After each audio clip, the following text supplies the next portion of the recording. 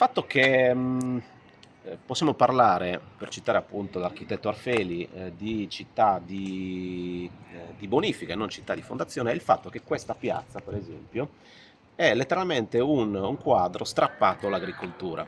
Quindi, come dicevamo, nelle volontà della società Bonifica Sarde non c'era l'intenzione di creare un villaggio. È un villaggio, diciamo, che sorge per dare un servizio, diciamo così, ai contadini, ai mezzadri.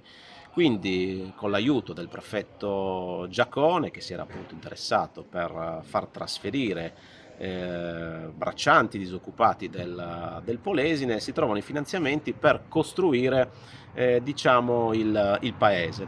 Quindi il paese viene dotato appunto di una chiesa che poi diverrà appunto parrocchia, la parrocchia del Santissimo Redentore, i servizi legati appunto all'albergo, alla locanda del Gallo Bianco, le case per gli impiegati a sinistra appunto e a destra, e poi anche da quest'altra parte la villa del direttore e la villa del presidente. Anche da un punto di vista, diciamo, della grandezza degli edifici, bisognava rimarcare l'appartenenza a una determinata classe. Bisogna ricordare appunto che all'epoca ai mezzadri veniva permesso di accedere al paese soltanto per delle festività, anche perché i fattori erano molto